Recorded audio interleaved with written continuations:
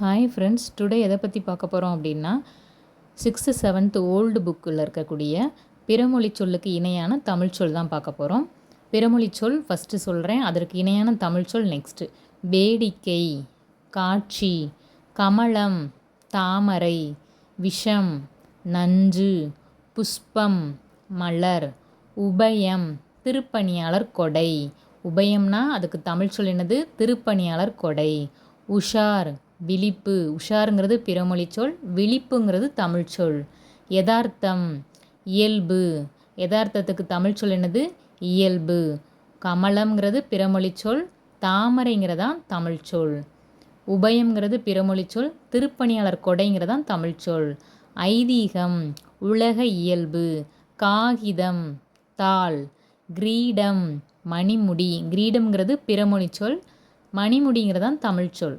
குபேரன், பெருஞ்செல்வன். ஆதவன், ஞாயிறு. ஆஸ்தி, சொத்து. இம்சை, துன்பம்.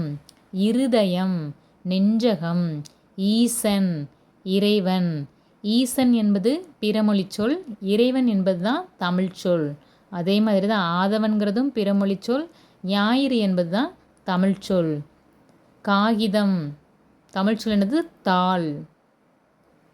ஐதீகம் பிறமொழி சொல், உலக இயல்புங்கிறதான் தமிழ் சொல். உபசரித்தல், விருந்தோம்பல்.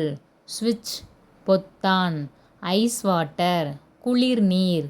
கூல்ட்ரிங்க்ஸ், குளிர்பானம். கிரைண்டர், அரைவை இயந்திரம். ஃப்ரிட்ஜ், குளிர்சாதன பெட்டி. டீ, தேநீர். வாஷிங் மிஷின், சலவை இயந்திரம்.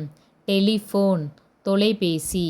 ஸோ இது வரைக்கும் 6th 7th தமிழில் இருக்கக்கூடிய பிறமொழி சொற்களுக்கு இணையான தமிழ் சொல் பற்றி பார்த்தோம். அதுக்கடுத்த வீடியோவில் 8th பிறமொழி சொற்களுக்கு இணையான தமிழ் சொல் பார்க்கலாம். இந்த வீடியோ உங்களுக்கு ரிவிஷன் பண்ணுறதுக்கு யூஸ்ஃபுல்லாக இருக்குன்னு நினைக்கிறேன். பிடிச்சிருந்தா மறக்காமல் லைக் பண்ணுங்கள், சப்ஸ்கிரைப் பண்ணுங்கள். தேங்க்யூ.